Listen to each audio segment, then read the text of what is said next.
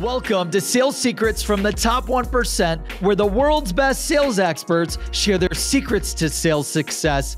My name is Bornancin, a serial salesperson and entrepreneur, and I'm sitting down with the world's best sales experts to share their top secrets to sales success.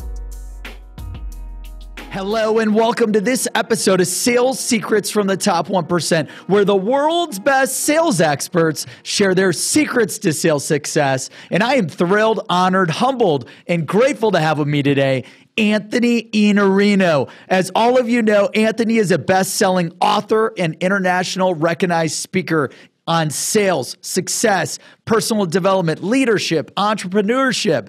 He's launched 3 privately held staffing companies that have generated over $50 million in sales. These firms serve some of the most well-recognized brands in the U.S. Anthony is also the author of some of my favorite best-selling sales books, Eat Their Lunch, The Lost Art of Closing, and The Only Sales Guide You'll Ever Need. Anthony delivers keynote speeches and training that provide transformational workshops to sales organizations globally. His blog is read by over 100,000 people each month, and his Sunday newsletter reaches 80 to 100,000 people. Anthony has continuously been named one of the top 25 most influential people in the world on sales and marketing. Anthony, thank you so much for joining us today. Thanks for having me, and thanks for doing that long intro. You know, most of the time people say, like, tell the audience about yourself. It's so awkward to do that. Much better when you do it. Yeah, dude. Anytime you travel to do workshops or keynotes, I will be your intro hype man. Please. That'd be great. So we're thrilled to have you, and I know we're tight on time. So the audience is dying to know 2 things. Number one, what is Anthony Iannarino's top sales secret? If you had to go back in time to just starting in sales, what is that one thing, that one sales secret that you would tell yourself to maximize sales?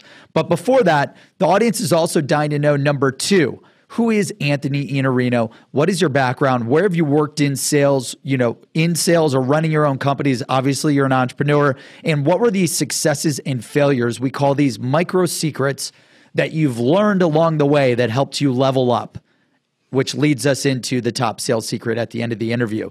So with that, I'm going to let you take the floor with who's Anthony Iannarino? Where'd you come from? How'd you get started in sales? Where have you worked? And then I'm going to try to rip out all of those top secrets, those micro secrets throughout your career. When I was about 15 years old, I had lost a job washing dishes, which was a great job. And I was very happy washing dishes, but we ended up in a conflict with a leader who was under a great deal of stress. And at some point, he got some sort of physical, contact with me that didn't work for me. And I ended up leaving a place where I'd been for a couple of years washing dishes, and I had to find another job. And I ended up working for the Muscular Dystrophy Association. And my job was to cold call community organizations all over America and ask them to have a bike-a-thon to raise money for the Muscular Dystrophy Association. Well, I spent maybe a month there making phone calls, and nothing happened. I mean, most everybody you talk to says no. I was supposed to send no deals at all, and I was supposed to send kits to people to get them engaged in this idea, and I wasn't really having a great time. It was just no leadership. I'm only 15 years old. I'm making cold calls. There's no leadership there. There's no coaching. There's no help. Wow. And I find an ad in a newspaper for a skating rink where they need people to do lip sync on Friday and Saturday night and to work as a floor guard. Well, 15, and you're surrounded by 15-year-old kids and 15-year-old girls particularly, sounds a lot better than what you're doing making cold calls. I quit and I took that job, but the second week I was on that job, I got a call, and the group that was doing this fundraising said, "We need you to come back. You have 2 bike-a-thons going on right now, and you're the only person that's ever gotten anybody to do a bike-a-thon, so please come back." And the answer was no, never, not going to happen. I didn't go back.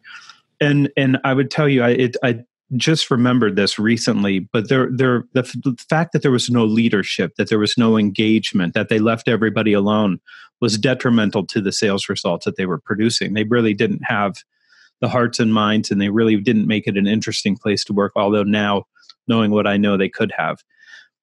fast forward, I play metal music. I'm playing hard rock from 17, right up till about Wow. 25. I go to work in the family business, and it's temporary staffing, and my job is to interview candidates, place them. So your family has been in the staffing, like, how did that Oh yeah. start? They've been in the staffing industry for a while? Not my mother and her business partner started the business when I was 13 in the middle of a recession, not Wow. knowing any different. The people they were working for had lost a franchise and they had to do something, so they bootstrapped the business. And they decided to launch a light industrial division. I came in to do that.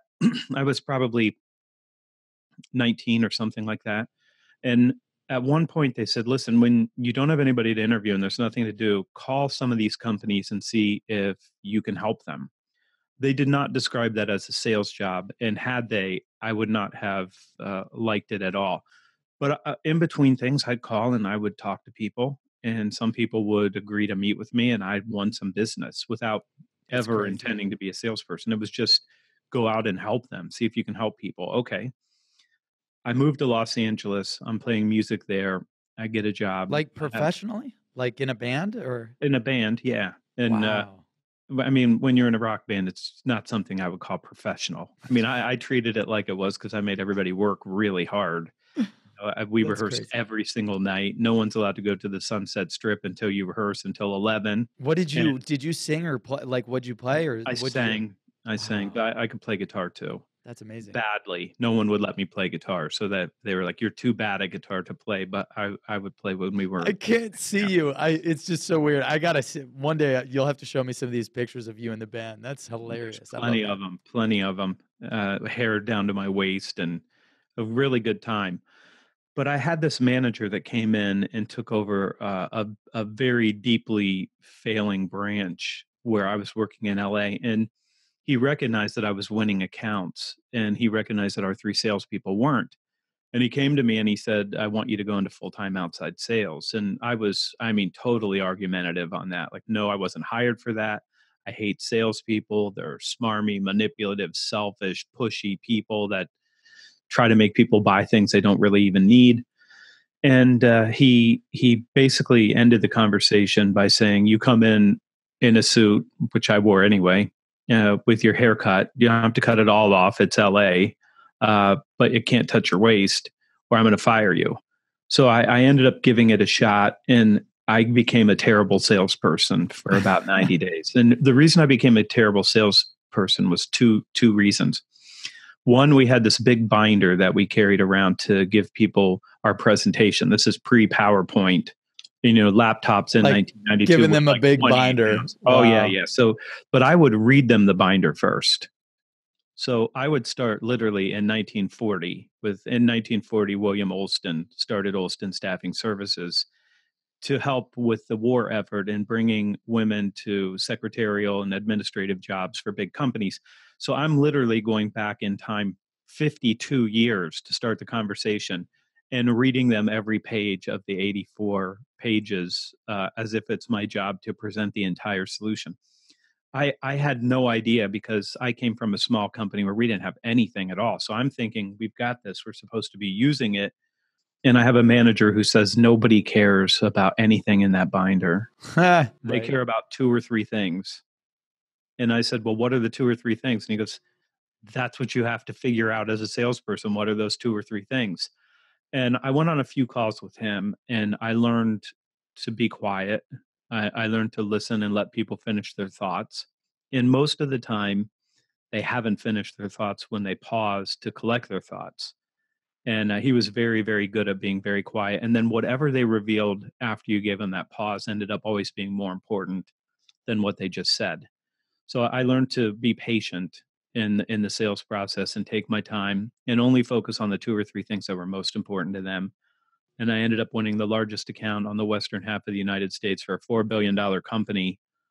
So it was a $10 million a year deal for 5 years, Wow, that's huge. which Congrats. was a huge deal. Yes, and I would love to tell you I had an enormous commission check for that, but that didn't happen. I was I about to had say, a yeah, what was the commission on that? It was 450,000, but my boss got it. I had a grand mal seizure, ended up having a brain surgery and the removal of a piece of my brain. I ended up back in Columbus, Ohio, because I wasn't allowed to drive for 2 years. Holy And then I started cow. building the family business. And there I learned how to be a sales manager by reading and studying every single book on sales and sales management and sales leadership I could find. So I'm literally reading, a book a day, a book a week, just trying to keep up with the challenges that I was facing. So then I became the president of the company and then chief sales officer, and then I had responsibility for a bunch of sales leaders under me. So that's how I got to where I am and how I know what I know. None of it's theory for me, and none of it is research for me. All of it is in the field, doing the work Execution. in execution. Yeah, and you learn that way because you don't have a choice. There's no other choice except to learn how to be successful and how to win deals. Wow, that's incredible. And the first two micro secrets that you came across, it sounds like your manager at that time at that staffing firm, you said he would literally just not talk at all when was it, how do you do that? Like, you just sit there and let them obviously go through discovery and just sit back and do not interrupt and just intently, obsessively listen? Yeah, and don't worry about your response so much, because his responses would sound like this. That's really interesting. Tell me more about how that's going to impact your business. I mean, so he still wouldn't say anything even when he said something. And That's that was awesome. really interesting to me. The second thing I would tell you that I learned is I was a much better salesperson before somebody told me I was a salesperson. So you have to go back to first principles. The reason that he asked me to be in sales is because I was selling more effectively than the three salespersons he had on staff. Well, why was I selling better than them? I was just doing what I was taught to do in the family business. Call people and see if you can help them with anything. So if you would have said, hey, you're really good at selling, I would have said, I'm not selling. I'm trying to help these people with their problems and challenges that they have. And it was shocking to me to find out that that's what sales was. I mean, and ultimately, if you try to help people with their challenges and their problems and their opportunities, and you spend time with that being your intention, it's a lot easier. Wow. Yeah, the listen, and it sounds like you were really customer focused. You weren't trying to shove your staffing company's services down their throat. Kind of like what we preach today. It seems like this digital age all about delivering value and trying to help, but as you know, people are still blasting everyone, calling, emailing, social selling. Here's my product. Here's my product. And you didn't take. Was it hard for you not to take that approach? Like, you, when you said I would just try to help them, like, how would you do that in your prospecting or in your outreach, even though you didn't know you were doing it at the time? My outreach was really at that time, it was pretty easy. So people would come in and I would interview them and I would know where they used to work. And so I knew who used to use the services. I mean, because they had these people and I had their history. So I would call and say, Brandon, listen, I've had a whole bunch of people that have worked for you that have come through here. So I know that you use temporary staffing, and I'm not sure if you're having trouble right now with turnover or getting the people with the right skills. But if you are, I'd love to meet with you and see if there's some things that we could do to help you. Could I come by and talk to you later this week, Thursday or Friday? And some people would say yes. I mean, it was super, super low key for me. I didn't think I was selling. Thought I was supposed to be trying to help them. And then I would come out, and a lot of times I would just say, can you tell me, what you're doing and how it works here? And they would start talking, and I'd say, well, I might be able to help you. And they'd say, okay, can you help us with this right now? And they would give me orders. I mean, it was very, very simple for me.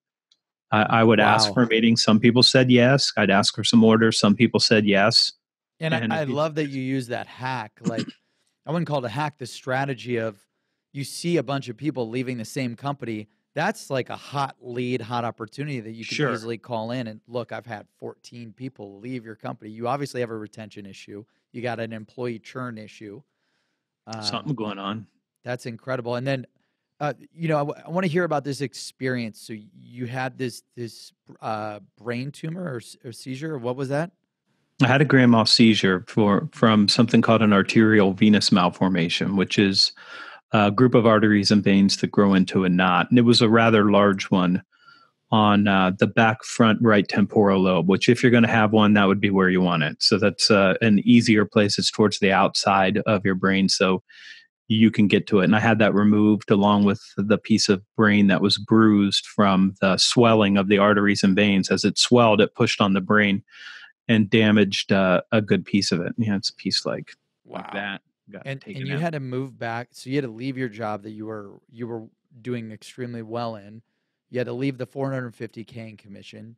You had to come to Columbus, Ohio. You were out of commission, it sounds like, for 2 years.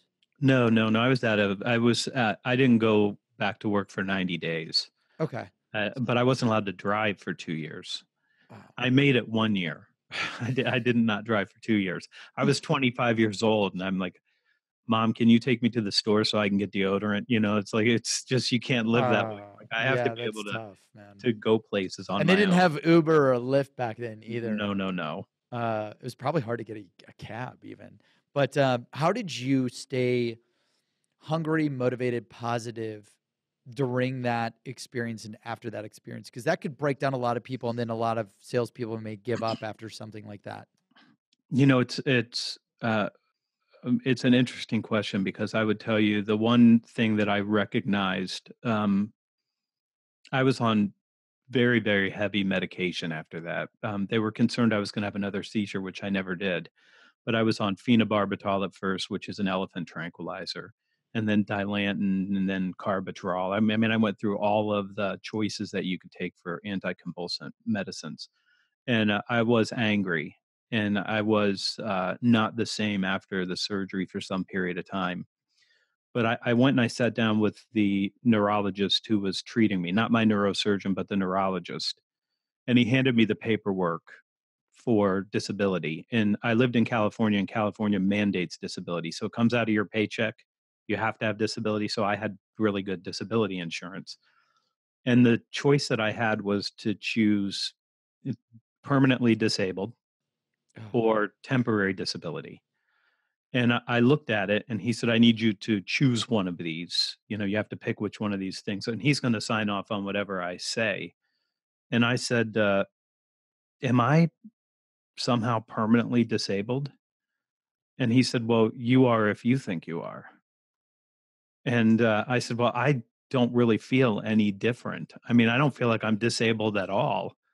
And he said, well, check whichever one you want. So I checked temporary disability, and I collected a paycheck for 60 or 90 days, whatever it was, so that I was entitled to. And I went back to work. wow. And Was it it's hard? a, Like, I love that, you made this decision that no, I'm not permanently disabled. I'm not going to be a person that can fight through this, but give up. Like, was it hard for you to do that? Did you think about it a lot? Like, because you essentially could have just been on disability forever and just done whatever you wanted. yeah. I mean, I would have gotten a check for some long, long period of time, but I didn't think of it that way. I just thought, like, I feel like I'm still the same. I didn't feel like I'm not disabled in any way, shape, or form. So why would I decide to call myself that? It was a little bit sort of like in almost insulting. Like, am I disabled now because I had this thing happen Yeah. where I'm Probably made better? you feel weird, like Yeah. just kind of beaten inside a little bit. Like, what do you mean, permanently disabled? But you use that. It sounds like from what you just said, you use that experience, and then like you got through this period, and you started reading and studying and mastering all the sales content, all the sales books. What was the switch for you to start doing that? Necessity. I mean, I needed to produce better results. I was in a legitimate sales role, and I needed to become a better salesperson. So I don't think that everything I read was helpful, but a lot of things were. I mean, Spin Selling by Neil Rackham was very, very helpful. He has a better book that almost no one's ever read, but it's called Major Account Sales Strategy. An amazingly helpful book for me. Amazingly helpful. I mean, once I read it, I started putting that to work immediately, and it helped me produce better results right out of the way. Consultative Selling by Mac Hannon, Okay. still Yep. another book where just focusing on how do you help increase someone else's profitability, which he had a PIP, which would be, for a lot of people, they hear that and they think it's a personal, improvement plan when I'm in trouble at work. But for him, it was a profit improvement plan. How do you increase your client's profit? So those kinds of books were really, really helpful to me in figuring out how to be successful in sales. I mean, those are old books now. Neil Rackham's book's 88, 89. Mac Hannon's is 1970. So he knew about being consultative long before people were executing anything like that. And Yeah, it was that's just incredible. necessity. And then leadership means that you have to read other things, to figure out how to To do that skill up. successfully. Yeah. Yeah, and then how quickly, and this book is all about. I did something very similar. Read all of your books, read every sales author expert, very similar, and that's why we wrote this book to get all. So you don't have to spend a decade reading all the books to get all the secrets. We could just come straight to the source, like you.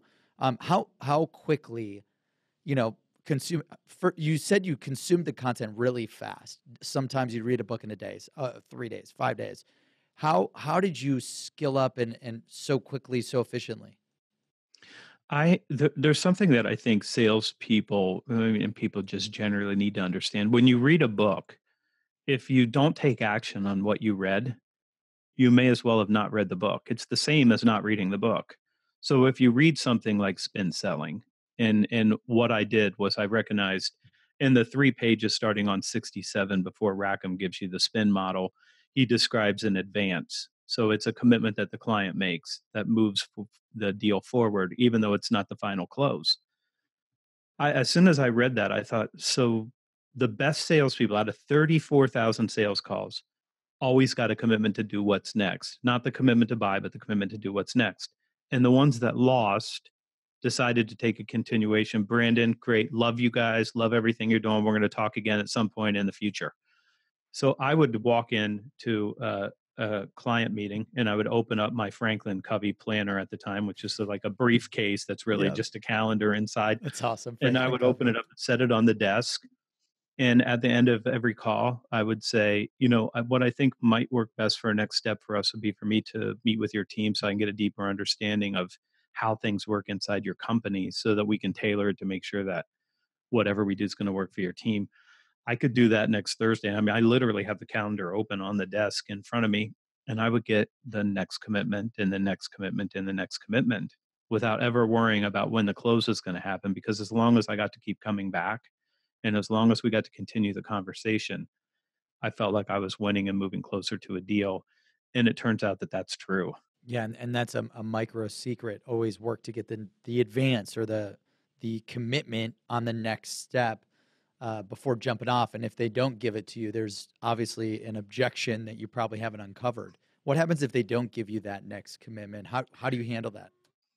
I don't think that they give you objections. So I'm not a person who believes in objections. I believe that uh, buyers are not liars. I have just faith in the other individual that they're sincere. I don't think they tell the truth about what they present to you because they don't want to present the real concern. So when I say, you know what, we really don't have time right now, they're saying that to be polite. But what they're really saying is, I don't hear enough value in what you're saying to trade my time for that. So I'm looking for the real concern that they have. And the real concern is, this is a waste of my time. So now I have to be able to say, So Brandon, good. listen, I want you to know, I promise you that this is not going to be a waste of your time. And I know that you're super busy and I will be very effective with the time, but we can help you here. What do I need to do to make sure that you're 100% confident that we won't waste your time and that we'll be very, very quick with your people and understanding and learning what they need so that we can serve them? I mean, I'm going to go right after the real concern, not the objection, because if I try to solve the objection of time, that's the wrong thing. They're not concerned about time. They're concerned about wasted time. That's different. Yeah, and then the way that that's incredible. I love that. The wasted time, the value does not exceed the value of their time. And someone like you, your hourly rate, you're keynoting, you're speaking, you're doing workshops, like your time is your most valuable asset. How would you, how would you, obviously you could tell them, hey, I don't want to wait, this won't be a waste of your time, but how would you show them if they're like, yeah, I heard that from 5,000 salespeople. Everyone tells me that this meeting won't be a waste of their time, and I get 100 pitches to meet with them. How does someone show you the value, being such a highly expensive resource to sales teams and marketers globally? How would they overcome, overcome that time discussion with you? I mean, I'll give you the best example. HubSpot, reached out to me directly and said, we've looked at what you're doing online. We think that you should probably be having a higher conversion rate to your newsletter. We have some ideas about why you're not getting that. Can we share those with you? So smart. So Yeah, so again, smart. it goes back to the value and like In tangible, not like I like Anthony, I like your stuff that you got online. Let's chat about managing your online marketing. It's like here's what we see, boom, boom, boom, facts, research, and that theory, hooked you. they had a theory that there was a wasted effort here on my part that they could clean up for me. They had a good theory. Wow, that's incredible. And so you skill up, you learn everything you can. You realize that you're going to get this commitment, which is another micro secret with value, another micro secret.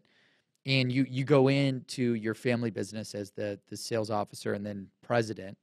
Um, you know, walk us through from 0 to 50 million, and now I know you're looking to hit 100 million really, really fast. Like, what other successes or failures or secrets do you have from that experience? From a salesperson standpoint, I mean the scaling is a leadership challenge. I mean that's not so much about sales, except for I will tell you to grow your revenue, you need big accounts. I mean that you can't call on people who are transactional and don't spend a lot of money and grow. So you have to call on bigger accounts for sure. Yeah. And the thing that I would tell you is that from a leadership standpoint, just standing up a sales organization with the right processes, the right methodologies, and things like a cadence. So territory and account planning, making sure that you've got a really, really focused pipeline effort to make sure that you're creating and capturing the opportunities, opportunity reviews, all of those things really, really make a difference. So you've got to get the structure in place.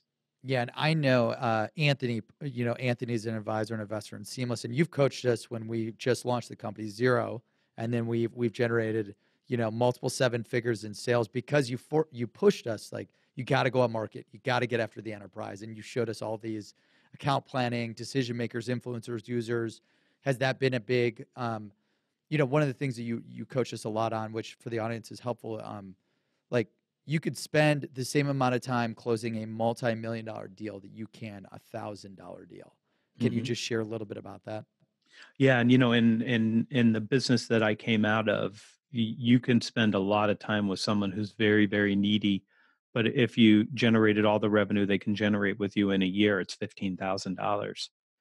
And what ends up happening is you can spend that time or more with people who are more mature. They're going to have more questions, but their needs are going to be greater.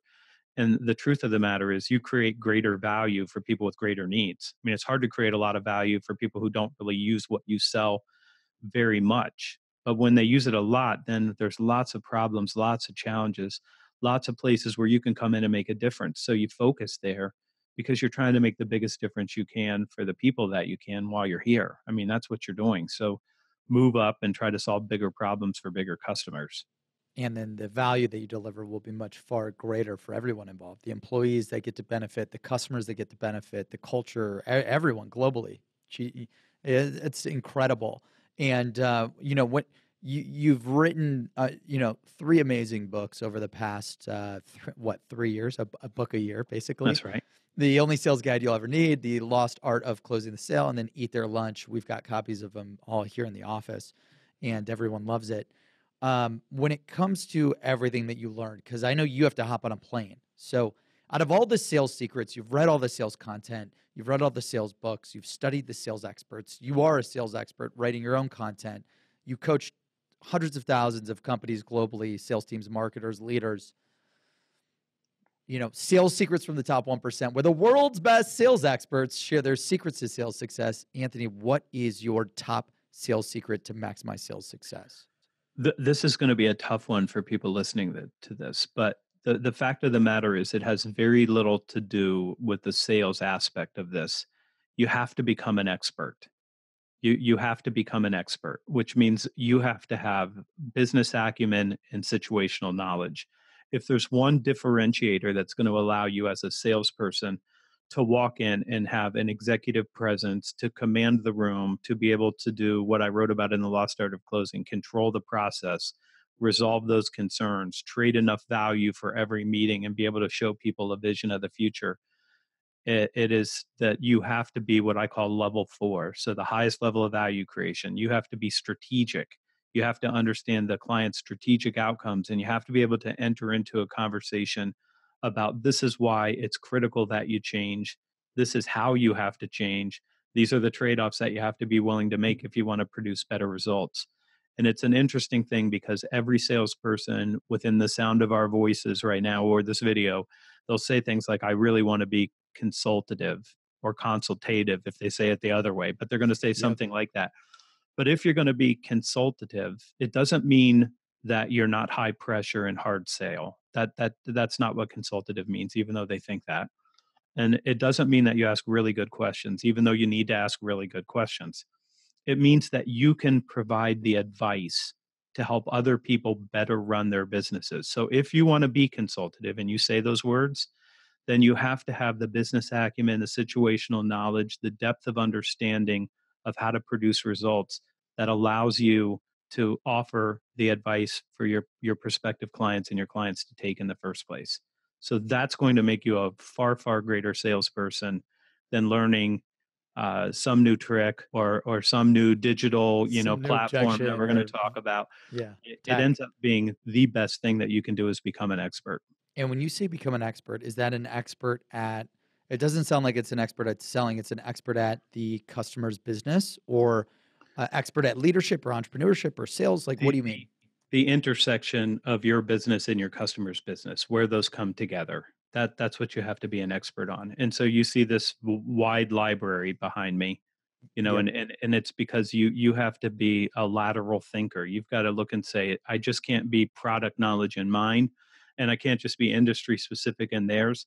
I have to have a lot of ways to look for different ideas to bring to bear on my clients' challenges. So you need to read, you need to study, you need to watch things like this and try to find some sort of an edge that you can use from situation to situation.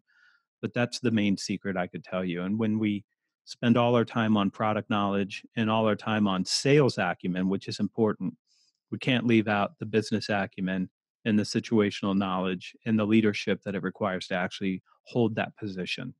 Wow, that's incredible. And when you're creating the value and becoming an expert, what would you say is the most important thing from tying your business to the customer's business? Is it the value proposition? Is it the return on investment? Is it the revenue results, the decrease in is it just showing the bottom line or top line impacts? Like, what have you seen coaching tens of thousands of companies? When you look at you look at the way that we sell and we say I can get this package from A to B for you more cost effectively than someone else. When you look at level 4, it's why are you sending that package in the first place? What's the outcome you hope to gain? Is it wallet share? Is it customer retention? Is it to give them some new idea that they haven't seen before? What is the outcome of that? And when you look, there are 3 primary outcomes that companies are after, but that's not the only 3. So we like increased revenue, we like increased profit, we like reduced costs, we like those things. But that might not be what they're after. Maybe they're after, I'm not concerned about profit right now, Brandon, because I'm more interested right now in wallet share. I'm more interested in capturing a greater share of wallet from the people that I have, or I'm more interested in market share. And I would give up the profit for market share right now because I'm running a race. And that race, when I get there first, means that I'm in a commanding position. That's a more strategic decision. But you have to think of it through a strategy lens first. And then all the other stuff flows after that. Yeah, it sounds like macro strategy first. The increase revenue, increase profit, or decrease cost. But yeah, I mean that's a good point because we talked about this. Like when you look at Uber or you look at Seamless, you look at these other companies, even large companies too, Google, Amazon, Facebook. All of these organizations. A lot of them are trying to be first, and they don't care what the cost to acquire a customer is. Like my investors, they want us to get to 1 million users and 1 million customers quickly, even if we're unprofitable short term. You're not going to know that unless you have that strategy conversation at the macro level with us, which is interesting. And does that mean like to figure out, is it increase revenue, increase profit, decrease cost? Is it just great sales discovery, great research? Like, what would be your best recommendation to figure out the macro level strategy, which then defines the micro strategy? I mean, I think it's all of those things. I think research is helpful. I think good discovery is helpful. Also, and I mentioned this is maybe what you would call a micro secret here. You have to have a theory. You have to do enough research to have a theory. Based on where they are right now, this is what I'm guessing they must be concerned about. And this is what leads me to believe that they should be concerned about it. And you have to have some theory going in as to why you think they should change and what that change means for them. Yeah, I love the theory micro secret, because how many emails, Anthony, do you get? I want a meeting with you, and I'd love to hear what you need. For 46,000 a week on LinkedIn specifically. It's so bad.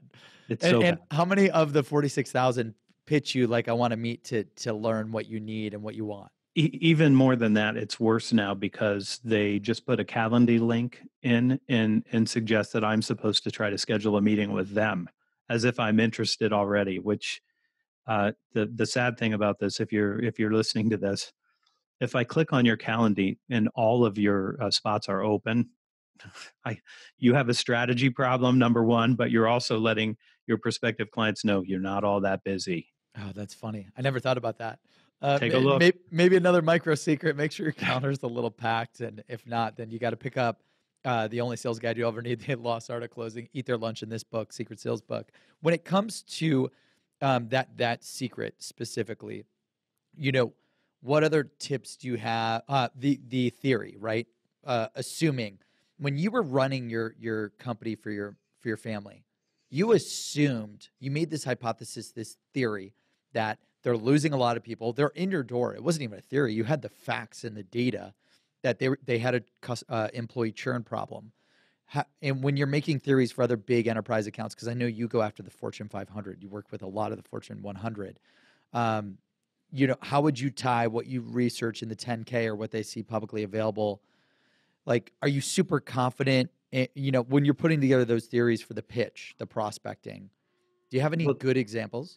Well, listen, so every business has systemic challenges. And you know that they're systemic challenges because you go from one client to the next and they have the same problem somebody else had.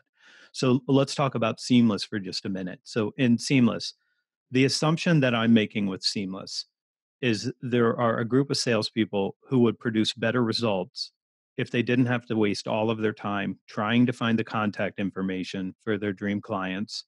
And if they were able to have that in a way that they can download it, put it into Salesforce.com or HubSpot or one of these platforms, and then execute against it. Okay, how rare is that problem? It is not a rare problem. It's a systemic problem Yep. that you're solving, and the reason that Seamless exists is because this problem exists, and there's a better way to help people get that. So you're looking for these systemic challenges to say, well, we can't find the right titles. Okay, well, we can help you find the right titles.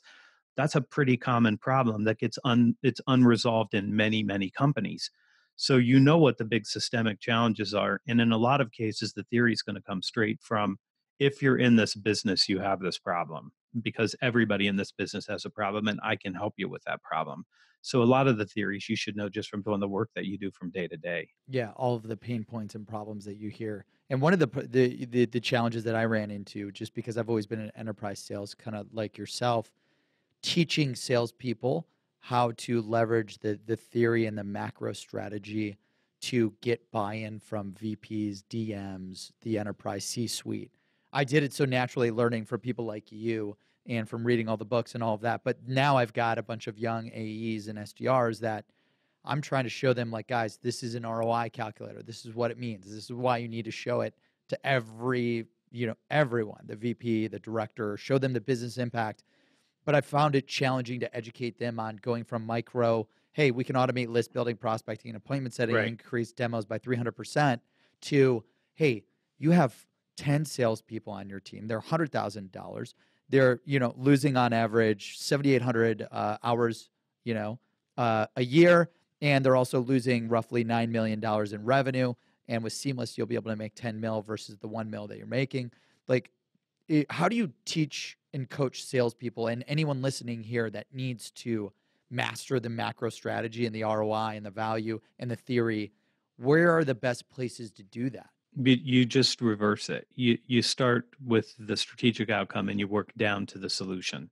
And that's the difference between coming in at level 1, which is product, and coming in at level 4, which is strategic. So you come in and you say, if you're really trying to capture market share faster, or you're trying to acquire more clients faster, then the way that we would help you would be this. But you're framing it around, what do they really want? No one really wants to buy data. They don't. This is Right. what Theodore Levitt said at Harvard. People don't buy drills; they buy holes. They want the hole. So you start with the hole, and then you explain to them, to get that hole, you're going to need a drill, and you're going to need a really good drill bit, and then I can get you the hole that you're looking for. But level 4 So is a good. little bit beyond that. It's why do you need a hole in the first place? Why is that? What are you trying to do? What's your main strategic outcome? And when you start with that and you work backwards, then the solution is in context, and it's easier to have a discussion about how to get those results. Wow. Yeah, because if they're hanging a TV, for example, they may not need a hole. They may be able to use some better apparatus that doesn't destroy the walls, or whatever. Like, why do they need the hole? What if you don't? What if you don't ever ask? That's right. Why? And I'm sure once the hole's there, there's probably a bunch of other things that they need to do. Do they need to put wire in it? Do they need like electrical work? Do they need interior design work? No idea. Uh, okay, and obviously you covered a lot of this in the Lost Art of Closing, and I know you touch on quite a bit of it in the Only Sales Guide You'll Ever Need. So to continuously skill up on the macro strategy and getting to level 4, the things that you've seen, so our audience can become an expert and do this as fast as possible after watching this interview and reading your chapter in Sales Secrets from the Top 1%. What other recommendations do you have? Because we have to assume most people don't know how to do this. Start from the top down, the macro Yeah, strategy, and then that's break down the micro the strategy. first chapter in Eat Their Lunch. I mean, that will give you the framework. The second chapter will tell you how to find the insights to be strategic. So I've written two chapters, although I've written 3 books that are basically one big long book. But you can't publish a 240,000 word book. You can publish 60,000 words. So there's the first book is a competency model. You read that one first so that you can be the person that people want to buy from anyway. That's the first thing. The second thing, Lost Art of Closing. How do you control the process? How do you train value for commitments? And then Eat Their Lunch. How do you displace your competitors by being level 4 and coming in as a strategic, trusted advisor and not a salesperson? Wow, I love this. And you have to become an expert at the macro strategy, at the micro strategy. You have to get those commitments. You have to leverage theory to maximize sales. You just have to do whatever it takes to learn, read all the books, read all the content, and take action. Because most salespeople, marketers, entrepreneurs read and don't take action. And you would have been better off summarizing what you said, not doing a damn thing. Right. Any other last strategies, tips, advice that follow on your you have to become an expert in your space? I would tell you, find somebody who you can follow their work. And so, this is a book that's full of names. Find one, and find one that you say, I believe that they have the right theory for me and the right approach, and then just go all in on that individual person. So for me, that was Neil Rackham. I read every book that Neil Rackham wrote multiple times. I still have all of them on a shelf. I mean, I went, Neil Rackham was good and right and true.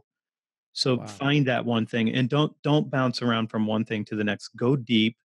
Find somebody's content that you can consume. And there's a whole list of people in this book that all of them are good prospects for that. But whatever resonates with you, just go all in on that. That's the best place to start. That's amazing. And I was going to ask you what's your favorite book, and why did Neil hit home for you so much?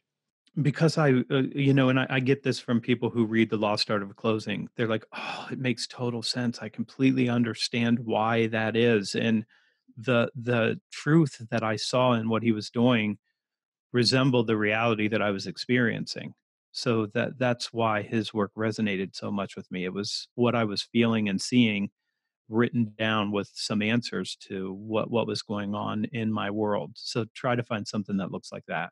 That's amazing. And last question, if we had to interview 2 people that would change the lives of 1 billion for this book, who are the two people that come to mind instantly? Jeb Blunt for sure, and good friend, really sales oriented person. I Yeah. mean, there's no doubt about that. Yeah, A he's amazing. second person for you to interview. I want to try to give you something that's maybe harder, because the sales expert thing is easier. I would tell you probably like a Dan Pink or Yep. a Steven Johnson, or somebody who's just a really good thinker that can give you a different view from outside of our domain. So I'd Yeah. find somebody outside of our domain. Yeah, and I loved Human to Sell, Daniel Pink, and his content. And then who was the second one that you recommended? I said I would go. Oh, Steven Johnson. Steven Yeah. Johnson. And what did he do? The name? Farsighted is his most recent book, Okay. and they're all really good science-based books. Awesome. Yeah, and applying science to what we're doing in the field of sales, but Yeah. they're focused on science specifically. Yep. That's amazing. Well, thank you, Anthony. We'll leverage you to help we got to get Jeb in the book. I'm already talking to him about it. We'll definitely have to reach out to Daniel and Johnson for sure. Where can people, thank you so much for taking the time to share your top sales secret to sales success. Where can people follow you, connect with you, learn from you, and subscribe more from you? Best place, thesalesblog.com. When you sign up, we're going to accost you with a pop-up banner for the newsletter. Sign up for the newsletter. It's the best work I do every week. Yeah, it comes out every Sunday, right? Every Sunday. Which it was hard to pull Anthony because he was busy working on the newsletter. We pulled him in, and he's got to jump on a plane. So sign up for his newsletter, sign up for his blog. You've been writing every day on sales since when? December 28th, 2009. This guy's a machine. Today Just is an absolute January 13th, 2019. So yeah, long time. decade. And every day you write about sales strategy, tips, best practices, everything. Well, to be fair, success and leadership and mindset and other things, but sales is the place where success orientation, is really helpful. So you have to talk about those things too. That's incredible, guy. For the audience, trust me. Subscribing to his blog, following his content, signing up for his newsletter will be life-changing. Thank you, Anthony, for all of your time. Thesalesblog.com, thesalesblog.com, and you can connect with Anthony Iannarino on LinkedIn at linkedin.com/IN/Iannarino, IANNARINO. And for everyone tuning in, thank you for joining us for this episode of Sales Secrets from the Top 1%, where the world's best sales experts share their secrets to sales success. Order your copy at secretsalesbook.com, secretsalesbook.com. That's secretsalesbook.com.